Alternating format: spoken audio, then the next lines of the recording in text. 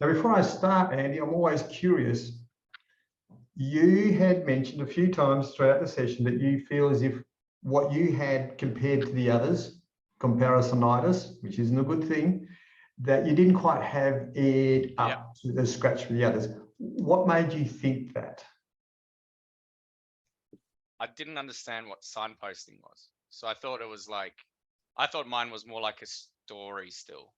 So I know I had the bit about what I learned in the middle. Like I felt like that was a signpost, but I kind of just, I went more like a story format. So that's why I kind of thought halfway through, oh crap, did I mess this up? So I wasn't really sure. I just went with it. Okay. All right. Well, thank you for that, because I needed to know that so that I could relate back to it. So the signposts, to me, you did have a signpost. It was very clear. You started with a fantastic headline. A quote is always strong. Abraham Lincoln said, bang. And it really sums up where we're at and what it's going to be about.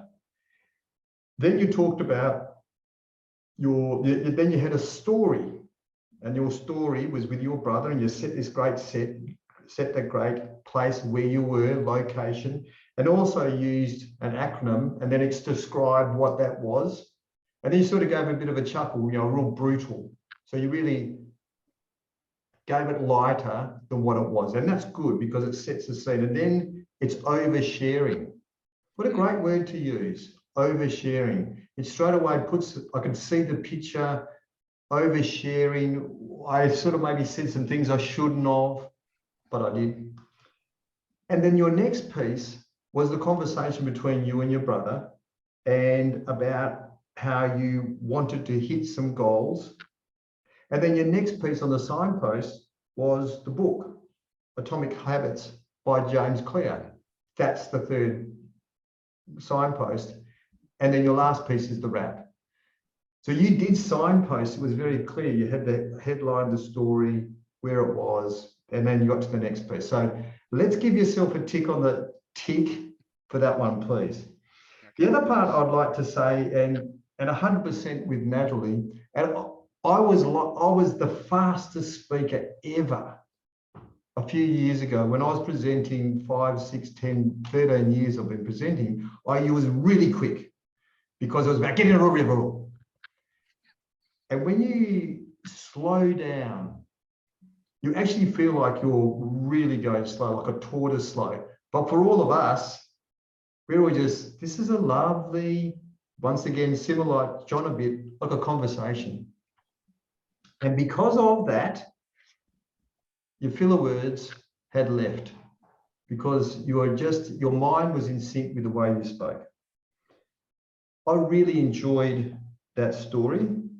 The book by Atomic Habits, James Clear, I love it. And it's everything that you've said is correct. And that's the stats, and there's some science behind it.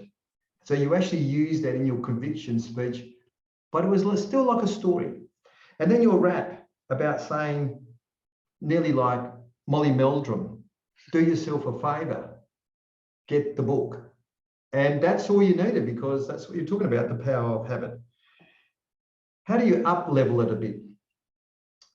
I think for you, I think it would be, how do you put some hand movements and gestures in there as well? I think you're verbally going well, but how do you just put some action into it? So for instance, I just wanted to reduce my golf score from 70 to 60 to 50. I wanted to feel a bit stronger, maybe get elevated up the ladder, just to give us something like that. Now, I know on Zoom, you've only got this amount of space, but it's still important that you can now start putting your hands to the way that you speak. And like John, and pretty well everybody here, move away from doubting how well you speak already. And the important part of it is you've got 6, 7 people that are around you, 6 people around you that are actually being honest and safe to say, look, I actually enjoy it. I like the story. You're using the words that are pulling us in, and the engagement is there. So on our next one, Don't be afraid. You're now starting to get into being courageous with your speaking. So really enjoy it. And that goes for everyone, not just Andy. All right. Thank you very much. That was sensational. Now, it's interesting how fast these sessions go, but we learn so much from each other. Rather than listening to me for 2 hours saying, do this, let's hear it, how it works. And I find the gold is in listening to someone else and seeing the way that they engaged with us and brought us into their story. And you go, wow, why is that? And then we analyze why it is. And that's how this works. Right. The next assignment, which is your last assignment. And this is your choice. Like what Andy did, I reckon that's a really clever way. Jamie's are like that as well, and Jonathan's and Natalie, everyone's starting to get a bit of a style that's going with what they're comfortable with. So your next speech is looking back at the conviction model and the storytelling model and pulling that together and meshing the strong styles that you already have and upping the ante and really looking back at that feedback and saying, okay, this is really what I want to work on. So for your next speech, the structure is your choice. It's just you delivering a speech. The topic is one of two. The first one is about what you got from this course or what you've learned about public speaking. It could be a sales piece. So for instance, I could say, Rob, you've got a group of people in front of you. I'd like you to talk about why taking a public speaking course is so important. That could be Rob's speech. It could be, John, I need you to deliver some feedback to Bree Ridley, who's the person who got in contact with me, about what you've personally learned and how it's improved your business sense and personal life. That's what you could talk about. Now, how you structure that and what you get out of this personal, get out of public speaking is one topic. So that's your first choice. Your second choice, because not everybody wants to talk about just that, is I want to go back to what Rob had, because I felt like I could see that passion about his speak life and really get back to that cause of taking someone on something that you've learned. And we've had the habits, we've had the power of the community, getting stronger. We've had about exercise. I'd like to see something else in there as well. So it's that real passion and real conviction as in what you believe in, or the public speaking arena and why you should get better at it and why it's so important. So they're your two choices. Your style and structure can be a meld and a mesh of what we've already done. So a bit of statistics, if you felt comfortable with that, I'd love to see that. And then there's a case study, bring that in.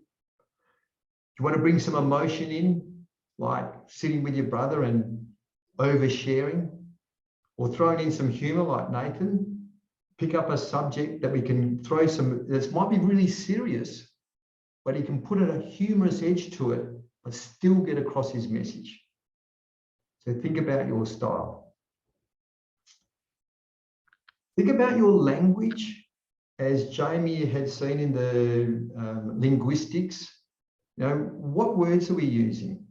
And when you prepare a little bit more than maybe what you've already done or what you're thinking about, how could you change some of the words to get the message across easier? We had, you had, Andy, a really good, or was it John? That's right, fueling up like a motor vehicle, putting the fuel in to be better. Using a metaphor was really clever. I like that. So how do you get us to really get our engagement with the words that we use? And as you can see, I'm starting to use my hands a little bit more. And this is our body language part. So when we're doing like maybe a size, so it was grew from here to here, and use that bit of space in front of us. And maybe move in front of the camera and get some energy going through from yourself to us.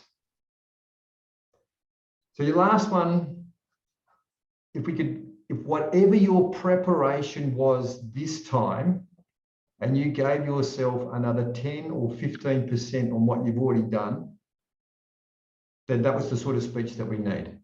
And you notice that I have not said how many times you should practice or how many words you need to write out. Because the big part about speaking is trying to find your own natural rhythm. Where do you think of the good ideas? Is it when you're doing that run or that swim or that workout, and you just think, oh, that's a pretty good topic? And where you should be now is taking a topic like public speaking, for instance, and going, so how could I open that up? What could be a headline that I could use? You know what, I'm going to find a quote. So I find a quote, and go, where does that quote take me? What are the 3 things that I learned? Or why is it important for me? Or what did I do? Yeah, I could talk about those 3 things. And how am I going to wrap it up? What do I want the people to do? Bang. Now that thought process literally can take me 15, 20 minutes. All right, so now how am I going to fill that out? Now, if you can use from now till you deliver the speech, then that's the power of doing this work. Because you'll come in with the confidence of saying, if I can do headline, body, and wrap, I know I'll have a good speech. And if I reduce my filler words, if I use some opposites and a metaphor and a bit of statistics and a case study, I'm going to have a great speech. And that's exactly where we want to get to when you leave the sessions that we have, to be able to come into a meeting and literally just open it with something rather than I'm here to speak about X. It's like a little story. No, I feel this way, a little story about me or someone that I've met. And there we go. You've already started that confidence in speaking. Confidence is about feeling that you've got the right amount of energy and strategy behind you. Once you've got that, you'll be able to keep delivering every time. So any questions? Fairly clear of what we've got? All right. Now to finish off is actually going to be John. You're going to finish this off today, John, because John, it's been just on my mind since Friday afternoon. How did our good friend Andy, because he said it was great. What do you reckon, John? How do you think? It absolutely was. Yeah, it was great. I did forget to record it or take notes at the event. I might have had 1 or 2 beers at the time, 3 or 4 possibly. No, Andy, I think I've already said it to yourself and Jamie. The speech, I think you said it was about 30 minutes long. It honestly felt like it was 15 minutes long. You had the whole audience completely engaged. What I did really like about it, thinking back, a normal pace that everybody kind of kept up with all the stories, and the way yourself and Jamie bounced off each other was just perfect. In terms of, I think you used a couple of things in your stories. You went for the 3, whatever it's called, the 3 points. The rule of 3. The rule of 3. I can't say 3, so yes, you can. It's just the Irish way you say it. That's exactly, yeah. I think there was one of the stories you did. Was it single Dave, pre-Chantel Dave, and post-Chantel Dave? That's it. So you went through different things, and it definitely stuck with me. But I think you made everyone in the audience, I think I knew some of the stories I'd heard before, but my partner was with me. She couldn't stop laughing for the whole thing. So you probably could hear her laughing. But you had the whole audience completely engaged and with you for all the stories, which I thought was really good. As I said at the start, it did not feel like 30 minutes. The last best man speech that I did hear was probably about 15 minutes, and it felt like it went on for an hour, but I could have sat there and listened to more stories. So yeah, layout, structure, everything was top notch, and yeah, I think that's really it. Thanks, Thank mate. you, John. I thought you said you didn't have any notes. Yeah. It is Cheers, recorded John. somewhere, so we'll There see. is a recording, yeah. And I think it's important just to throw this in is I feel, just listening to what Jonathan said, is that Andy thought about his audience and the stories that he could tell the audience that they were engaged.